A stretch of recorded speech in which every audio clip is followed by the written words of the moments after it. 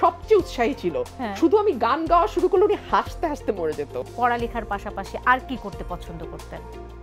আমি শয়তানি করতে পছন্দ করতাম। রাজপথ থেকে সংসদ, সংগ্রাম থেকে সম্ভাবনা, দেশের কথা, দশের কথা, জনগণের কণ্ঠস্বর পৌঁছে দেয়া। রাজনীতিবিদদের এই দিকটাই সবাই দেখে, কিন্তু এর বাইরেও তো তাদের একটা জীবন আছে।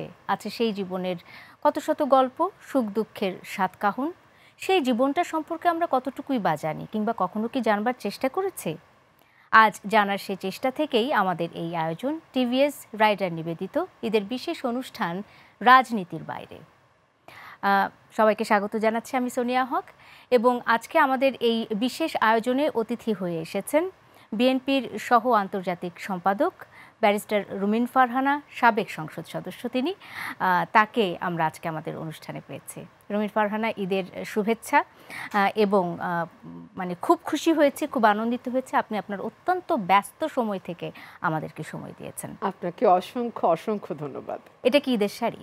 এটা ঈদের শাড়ি, হ্যাঁ। কোথা থেকে কিনেছেন? খুব সুন্দর হয়েছে। আমি বহু বছর সোনিয়া মার্কেটে যাওয়া হয় না, শপিং মলেও যাই না, আমার সব অনলাইনে কেনাকাটা।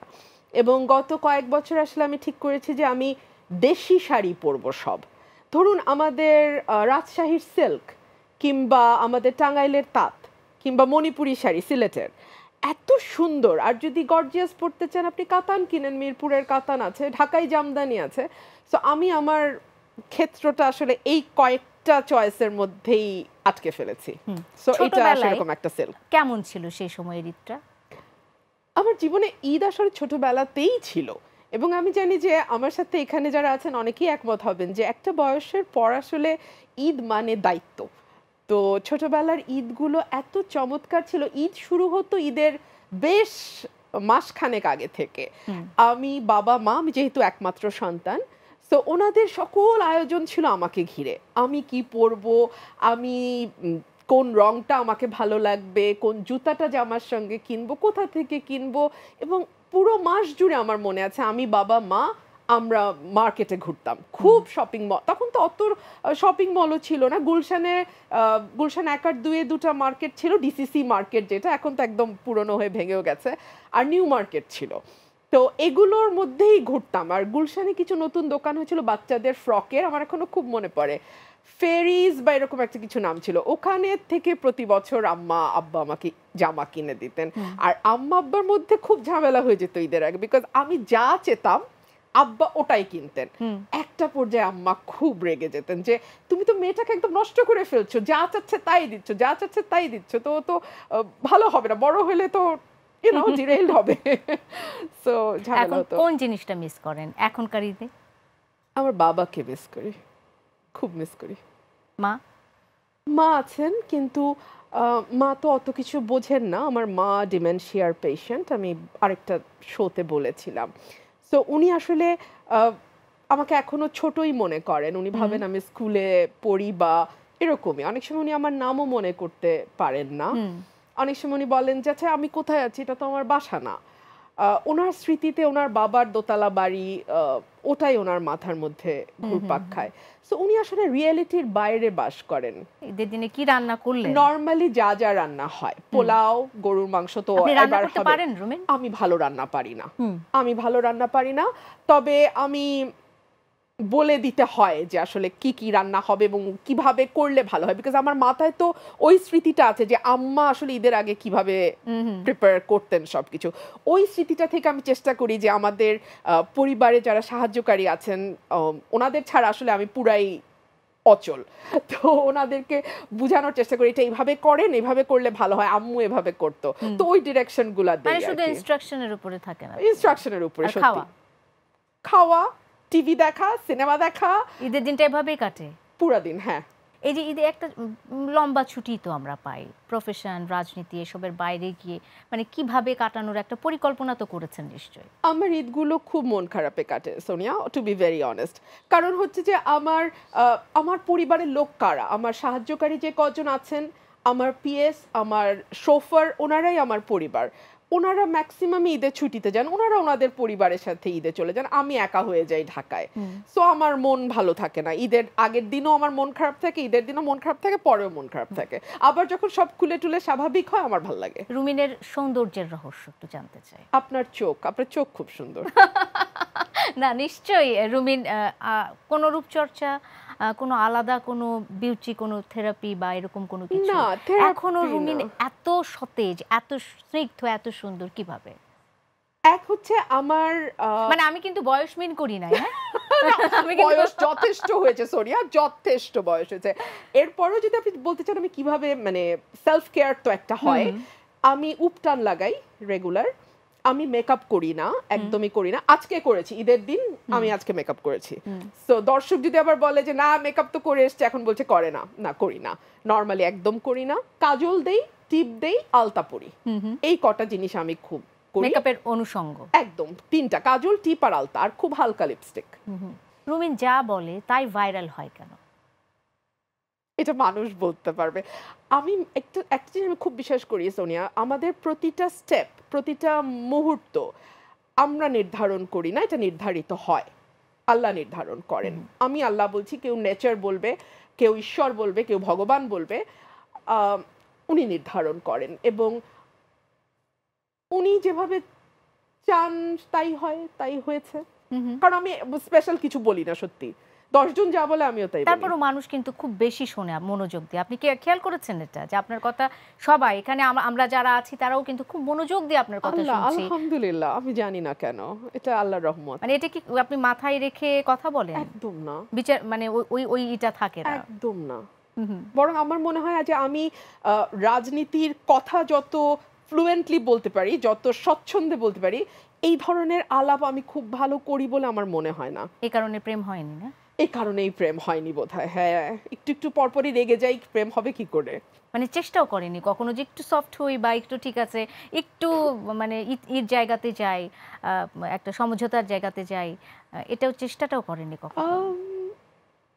না, আমার হয়তো এইভাবে এটাকে বলেন যে আমার সবকিছু মেনে আমাকে ওন করা, যেটা সেরকম কেউ হয়নি। আচ্ছা, মানে রুমিন ফারহানা কখনো প্রেম করেনি, এটা ভাবতে কেন যেন আমার খুব অবাক লাগে। মানে এটা আসলে কার ব্যর্থতা? মানে রুমিন বুঝাতে পারলেন না, নাকি যে পুরুষগুলো দেখলো তারা বুঝতে পারলেন না রুমিনকে? প্রেম না হওয়ার কিন্তু অনেকগুলো ভালো দিক আছে সোনি, আপনি বুঝতে পারছেন না। যেরকম আমার স্কুল কলেজ লাইফে আমি দেখেছি, তখন তো সাধারণত প্রথম প্রেম ছেলে মেয়েদের, না উফ সে কি অদ্ভুত অবস্থা, রাতের পর রাত ঘুম হচ্ছে না, পড়াশোনার অবস্থা কেরোসিন, কোনো প্ল্যান নাই, কি করবে বুঝতে পারছে না। মানে দুদিন যদি কথা না হয় বা একটু যদি ঝগড়া হয়, তাতেই জীবন অচল। ভাগ্যিস আমার জীবন ওরকম হয়নি, আমি খুব আরামসে আমার জীবনের ঘুম ঘুমিয়েছি, কোনো রাত আমার কারোর জন্য জেগে থাকতে হয়নি, কোনো দিন আমার চোখের থেকে কারোর জন্য পানি পড়েনি। সো আমি ভাই খুব ভালো ছিলাম। মানে ছোটবেলা থেকে আপনি কাঠখোট্টা? আমি তো, আমার মনে হয় না কাঠখোট্টা। এখন আপনি বলছেন যে রোমান্টিক তো না? আমি রোমান্টিক না, এটাই হচ্ছে প্রবলেম আসলে। হ্যাঁ, রোমান্টিক আমার পুরো সময় নষ্ট মনে হয়। বিয়ের ব্যাপারটা কি আসলে? মানে এটা খুব কমন প্রশ্ন যে কবে রুমিন বিয়ে করবে, অনেকে জানতে চায় রে ভাই। আচ্ছা, এমনও তো হতে পারে আমি বিয়ে করেছি, তাই? মানে হতেও তো পারে, হু নোজ। মানে এই রহস্যটা কেন রাখছেন রুমিন আপনি? মানে আমার লাইফের সব চ্যাপ্টার আমার মানুষকে কেন বলতে হবে? হ্যাঁ, তা অবশ্য ঠিক, কিন্তু এই যে রহস্যটা থেকে গেল, এখন হাজারো পুরুষের মনে এই রহস্যটা থেকে গেল যে রুমিন বিয়ে করে থাকলেও থাকতে পারে, তার মানে আপনি কি ওই যে বাজার নষ্ট হয়ে যাবে এটা ভাবতেছেন? ছি, আমি একদম তা ভাবছি না। আমার বাজারটা এমন বাজার যেটা আসলে বয়সের সাথে সাথে আরো বাড়ে। আমার চুল যখন পুরো সাদা হবে তখন আমার বাজার সবচেয়ে ভালো থাকবে, বিকজ আমার কাজটা ইন্টেলেকচুয়াল কাজ। আমি যত পরিণত হব, আমার পড়া, আমার জানা, আমার বোঝার পরিধিও তত বিস্তৃত হবে, এবং সে কারণেই আমার বাজার বলেন, মানুষের ভালোবাসা বলেন, সেটা বাড়বে। রুমিনের প্রিয় খাবার কি? আমার প্রিয় খাবার স্প্যাগেটি। ভাত মাছ এসব? ভাত মাছ তো খাই প্রতিদিন, কিন্তু আমার, আপনি সত্য প্রশ্ন করেছেন, আমি সত্য উত্তর দিয়েছি, আমার প্রিয় খাবার স্প্যাগেটি। ওকে, ফাইন, ভেরি গুড। এমনিতে কোনো সময় রাজনীতি করব না, এটা রাজনীতি করব এটা কখন থেকে মাথায় এসছে আসলে? জন্মের পর থেকে। একেবারে মানে বাবাকে দেখে অনুপ্রাণিত হয়ে? নট রিয়েলি, আমি জানি না। আমি একটা কথা বলি না, মানুষের নিয়ন্ত্রণ কখনোই মানুষের হাতে থাকে না। আমার চিন্তা, আমি কিভাবে জীবনটা প্ল্যান করব, কিভাবে জীবনটা চলবে, আমার প্রতিটা দিন প্রতিটা মুহূর্ত আমি মনে প্রাণে বিশ্বাস করি এটা আর কেউ নির্ধারণ করেন। কারণ যেই বয়সে আমি রাজনীতি করব বলে সিদ্ধান্ত নিয়েছি সেই বয়স রাজনীতির বয়স নয়। আমার বাবা যেই ধারার রাজনীতি করেছেন সেটা ক্ষমতা কেন্দ্রিক রাজনীতি নয়, একেবারেই নয়। সে কারণে আমি ক্ষমতার ওই চাকচিক্য কিংবা ক্ষমতার ওই দম্ভ দেখে যে আমার রাজনীতিতে আমি অ্যাট্রাক্টেড হয়েছি, নট এট অল। আবার আব্বা যে ধারার রাজনীতি করতেন আমি সে ধারার রাজনীতি করছিও না। তো সব মিলিয়ে আসলে আমি মনে করি যে আমাদের প্রত্যেকের জীবনের নাটাইটা থাকে আরেকজনের হাতে, উনি ঠিক করেন, উনি ঠিক করে দিচ্ছেন কখন কি হবে। অনেকটা সময় আপনি দেশের বাইরে থেকেছেন, জীবনটা কেমন ছিল ওখানে? ভালো না, ভালো না এই কারণে সোনি, আমি ভীষণ হোমসিক। আমি নিজের চেয়ে যদি কাউকে ভালোবেসে থাকি, আমি খুবই, আপনি বললেন না কাঠখোট্টা, আমি খুবই কাঠখোট্টা এবং শক্তপোক্ত মানুষ। কিন্তু আমি আমার চেয়েও ভালোবেসেছিলাম দুটো মানুষকে, আমার বাবাকে এবং আমার মাকে। তারা দেশের মাটিতে, আমি দেশের বাইরে, আমার বিভৎস খারাপ লাগে। ইভেন আমি মিটিংয়ে যখন যাই, যদি ডিস্টেন্সটা বেশি হয়, ফর এক্সাম্পল ওয়াশিংটন ঢাকা, প্লেনটা রানওয়েতে চলার সাথে সাথে না আমার ভিতরটা কাঁপতে থাকে যে প্লেনটা যত যাচ্ছে আমি আমার মাঠ থেকে তত দূরে চলে যাচ্ছি। সো আমার লন্ডনে একদিনও আমি ভালো থাকি নাই। আমি মিটিং যে কয়দিন থাকে তার বাইরে আমি এক ঘন্টাও আমি কোনোদিন দেশের বাইরে অন্য কোথাও থাকি নাই। সো আমার দেশের বাইরে ভাল লাগে না। অবশ্যই। আমি যদি একটু পড়ালেখার কথা জিজ্ঞেস করি, মানে বই পড়তে ভালো লাগে আপনার, অবসর সময়টা কিভাবে কাটান? অবসর সময় আমি জানি আপনি খুব লেখালেখি করতে পছন্দ করেন। আমি লেখালেখি করতে পছন্দ করি, কিন্তু সেটা আমার কাজের সময় সোনিয়া, অবসর না। অবসরটা আমার ভাল লাগে ফানি ভিডিও দেখি আমি আজকাল। আমি দেখি যে মোবাইলে স্ক্রল করলে ইয়াং ছেলেরা, কন্টেন্ট ক্রিয়েটাররা, ইয়াং মেয়ে content creator, so innovative, so smart, so spontaneous. আমার খুব ভাল লাগে ওদের ভিডিওগুলো দেখতে। এবং এক একজনের মিলিয়ন ভিউ, তারা অল্প বয়সেই খুবই স্ট্যাবলিশড, অ্যাটলিস্ট ইকোনমিক্যালি, ফাইন্যান্সিয়ালি তারা খুবই ইন্ডিপেন্ডেন্ট। ভালো লাগে। It's a different profession, it's a different world actually. But ওদের সাথে ওদের কন্টেন্ট যখনগুলো আমি দেখি আমি হাসতে হাসতে মরে যাই। এবং একই মেয়ে ৩-৪টা ভূমিকায় অভিনয় করছে, একই ছেলে কখনো বাবা হচ্ছে, কখনো মা হচ্ছে, কখনো গার্লফ্রেন্ড হচ্ছে। বিউটিফুল, খুব ভালো লাগে। মানে সোশ্যাল মিডিয়ার এই দিকটা আপনি বলছেন, সোশ্যাল মিডিয়ার কি সবটাই ভালো আপনার তাই মনে হয়? না, মানে আপনার লাইফে সোশ্যাল মিডিয়াটা কিভাবে ভূমিকা রাখছে? আমার লাইফে সোশ্যাল মিডিয়া আমাকে আপ্লুত করেছে, মানুষের ভালোবাসা দেখতে পেয়েছি আমি, আমাকে শক্ত করেছে। মানুষের কালো একটা সাইড আছে, ডার্ক সাইড, সেই ডার্ক সাইডটাও আমাকে সোশ্যাল মিডিয়া দেখিয়েছে। কিন্তু ওভারঅল আমি বলবো যে পজিটিভ সাইডটাই বেশি। আমাদের নানান জায়গায় এখন কাজ করার ক্ষেত্র সংকুচিত হচ্ছে রাজনীতিতে, সেই জায়গাটাতে সোশ্যাল মিডিয়া একটা বড় প্ল্যাটফর্ম, আপনাকে একটা বিরাট সুযোগ আপনার হাতে দিয়ে দেয়। অনেকে মনে করে আচ্ছা আমাকে টেলিভিশন ডাকছেন অথচ আমি তো অনেক ভালো কথা বলতে পারি। আমি ওনাকে বিনীতভাবে বলবো আপনি আপনার একটা চ্যানেল খুলুন, আপনি নিজেই আপনার কথা ছড়িয়ে দিন। আপনি যদি সত্যিই ভালো বলেন মানুষ আপনাকে গ্রহণ করবে, তখন মেইন স্ট্রিম মিডিয়া আপনার কাছে আসতে বাধ্য হবে। অনেকেই আছে যারা হয়তো ভাবেন যে আমি তো অনেক ভালো বলছি বা আমি তো অনেক ভালো জানি, আমাকে কেন আসলে মেইন স্ট্রিমে ডাকা হচ্ছে না। আমি বিনীতভাবে বলবো আপনি, আপনার হাতে মিডিয়া আছে, জাস্ট ইউজ ইট। আপনি শুরু করেন, দেখেন। ভাইরাল হওয়াটাই কি জনপ্রিয়তা? একদম না। ভাইরাল হওয়াটা যতটা না সুখকর তার চেয়ে দুঃখজনক অনেক বেশি।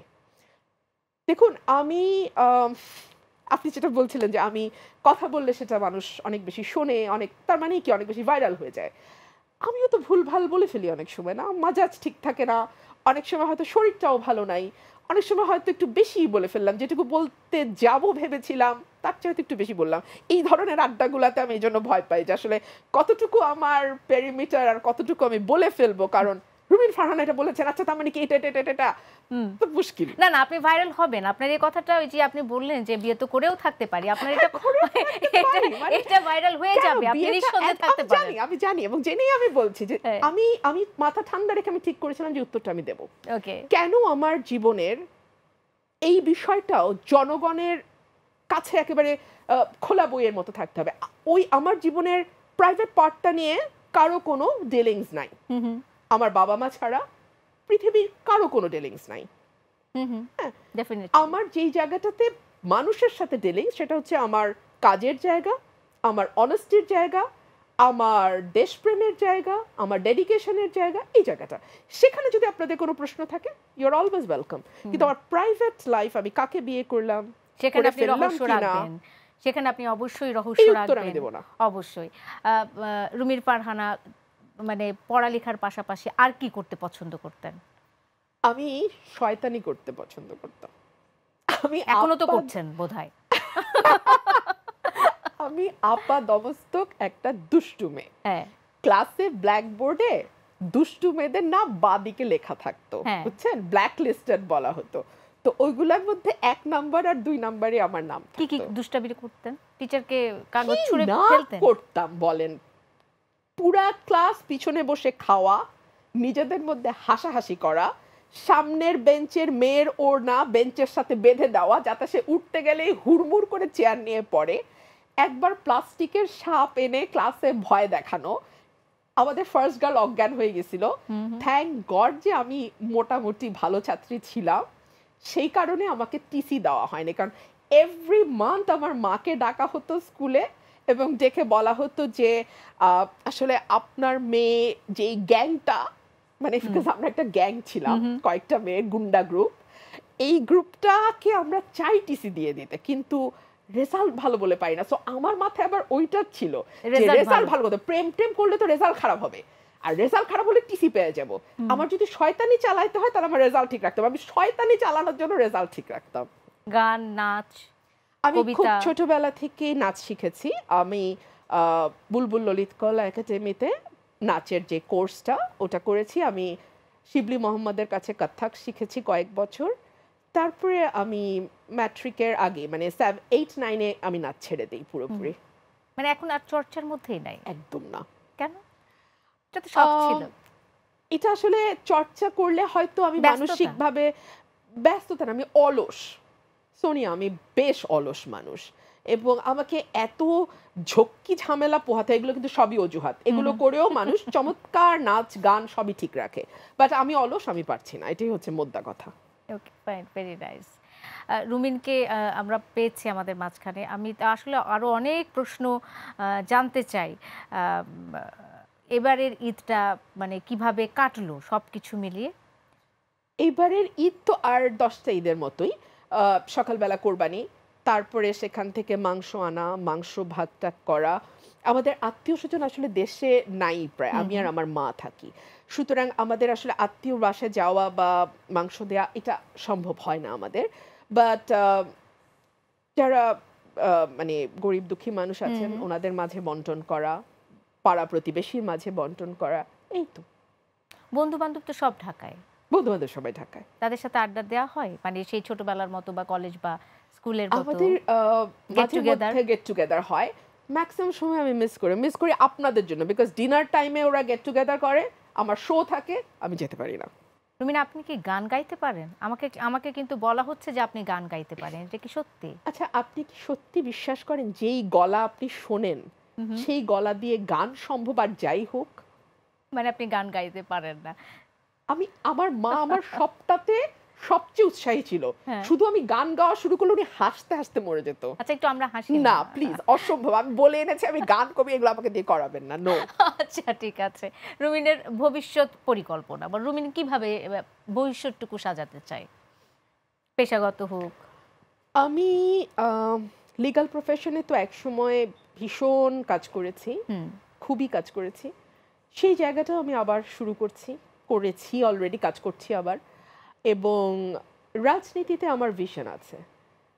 আমাদের একদম প্রান্তিক যে মানুষগুলো, ওরা না ভীষণ ভালো, সোনার মতো মানুষ। আমি একদম কাছ থেকে দেখে বলছি যে আমি মধ্যবিত্ত শ্রেণী বলছি না, সুবিধাবাদী শ্রেণীর কথা বলছি না, বা উচ্চবিত্ত যারা সকলের সুবিধা একা নিয়ে বসে আছে তাদের কথাও বলছি না। আমি একদম প্রান্তিক মানুষগুলো, একজন রিক্সা চালক, একজন ভ্যান চালক, একজন ফুল বিক্রেতা, একজন হয়তো খুবই ছোটোখাটো পথের ধারে বসে ছোট্ট ব্যবসা করছেন, ওনারা না সোনার মানুষ। আমি ওনাদের জন্য কিছু করতে চাই। আমার কাছে মনে হয় যে আমার জীবনে আসলে আমাকে আল্লাহ অনেক দিয়েছেন, অনেক দিয়েছেন। আমার এখন আমার সাধ্য অনুযায়ী কিছু দেবার সময়। অবশ্যই দেশবাসী, আপনার দর্শক যারা আছে, আপনার শুভাকাঙ্ক্ষী যারা আছে, আপনাকে যারা খুব পছন্দ করে, তাদেরকে নিশ্চয়ই আপনি ঈদের বার্তা দিতে চান, শুভেচ্ছা দিতে চান। নিশ্চয়ই। সবাইকে ঈদের অনেক অনেক অনেক অনেক শুভেচ্ছা, এবং সবার ঈদ হোক ঝলমলে আনন্দময়। ঈদ মোবারক। অসংখ্য ধন্যবাদ রুমিন। আপনার কি মনে হয় যে আমরা এই যে আজকে অনুষ্ঠানের নাম রেখেছি রাজনীতির বাইরে, এবং রাজনীতির বাইরে গিয়ে রুমিন ফারহানা তার অতীত, মানে তার ছোটবেলা, তার শৈশব কৈশোরে কিছুটা ফিরে যেতে পেরেছে? নিশ্চয়ই, নিশ্চয়ই। না হলে না আসলে এই শোগুলো, আমি বলছিলাম আমি ভয় পাই, আমি কতটুক বলবো না, এটা নিয়ে খুব একটা টেনশন থাকে। তারপরেও আমি আসি, বিকজ আমার ওই সময়গুলোর স্মৃতিচারণ হয়, আমার বাবা মার কথা আমি বলতে পারি, আমার নিজের কিছু কিছু কথা বলতে পারি, ভালো লাগে। অসংখ্য ধন্যবাদ রুমিন ফারহানা আপনাকে আমাদের সাথে আজকে যুক্ত হওয়ার জন্য, এবং অবশ্যই ঈদের শুভেচ্ছা আবারও আপনাকে। আর দর্শক, এই ছিল আজকের মতো আমাদের ঈদের যে বিশেষ আয়োজন, টিভিএস রাইডার নিবেদিত ঈদের বিশেষ অনুষ্ঠান রাজনীতির বাইরে। রুমিন ফারহানা ছিলেন আজকের আমাদের বিশেষ এই অতিথি। সবাইকে ধন্যবাদ জানাতে চাই, শেষ করতে চাই আজকের মতো। শুভরাত্রি।